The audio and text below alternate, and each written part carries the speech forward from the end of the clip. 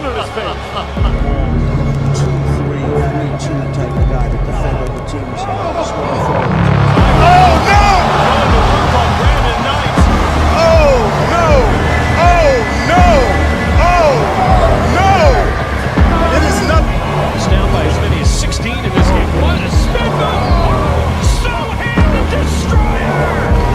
Caruso on him, backing in. Continues to go to work with the move and the throwdown. Vicious. Scotty. Pacers down 5 halfway through the third quarter. Downtown Indianapolis. Turner.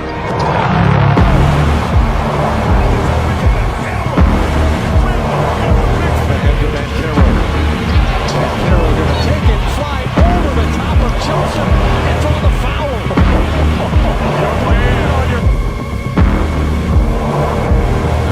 But I mean, that leads us to now. So while we've got the last few minutes of this and we're going to wrap this up, currently right now, guys, 2023, it should have been a 2022 World Cup. Obviously, COVID changed that. Things will get back to normal and on track next year with the 2024 Olympics. So we're spoiled, I think, as basketball fans because we get the World Cup this year.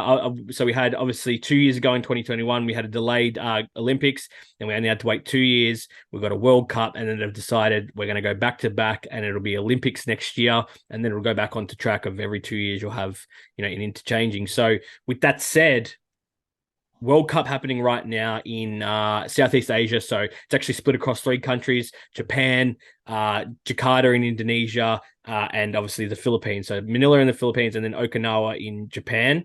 Team USA, first thoughts straight away. Let's get some rapid fire. I'm going to go with you, Trippy, and then I'm going to go to you, Ebony. Thoughts on this team? I, for one, am a fan, but I will come back to that. Let's go to you, Trippy.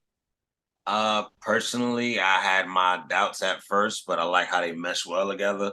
Mhm. I don't like the comparisons everybody's trying to do between these players. I just like the fact that I agree. they're just a bunch of guys to where they're gonna get it done and understand the assignment. So it's definitely good to see, and I want to see how this transitions into the season for all of them. Honestly, that's what I got for it.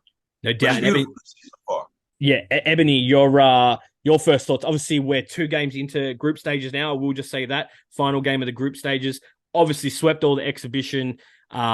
So they've already made their way through to the next round.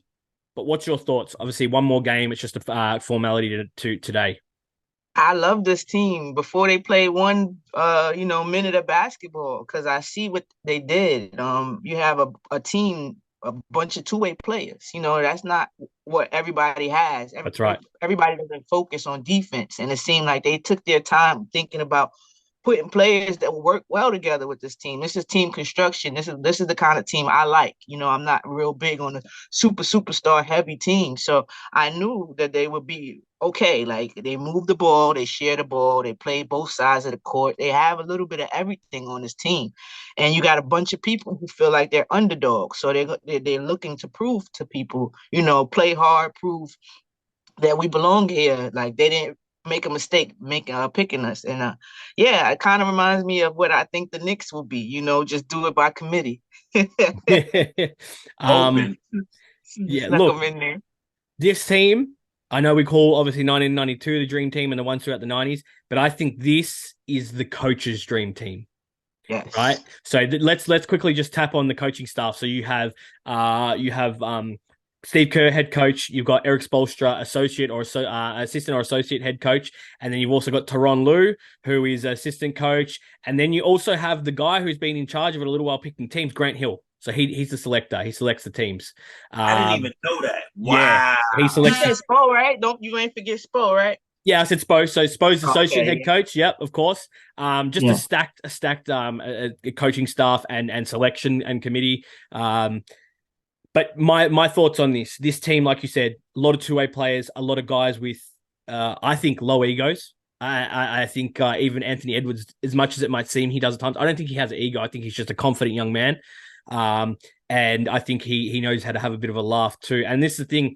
I agree with Trippy. I don't like the comparisons between players. I don't like that the media and that the fans on Twitter or where have you are trying to pit these players against each other for personal agendas. I think it's disgusting personally, and I think it's overrated. And it's almost killing any conversation I want to have with people about this tournament because people just want to turn it into a personal agenda.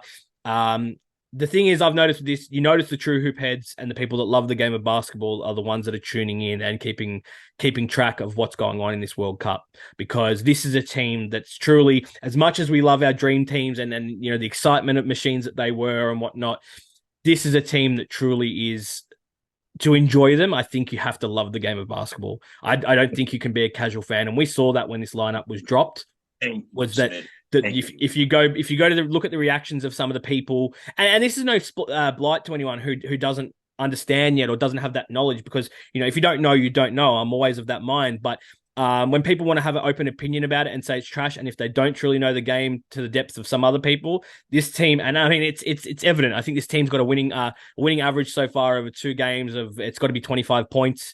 One more game tonight against Jordan, who haven't won a game. They'll probably beat them comfortably.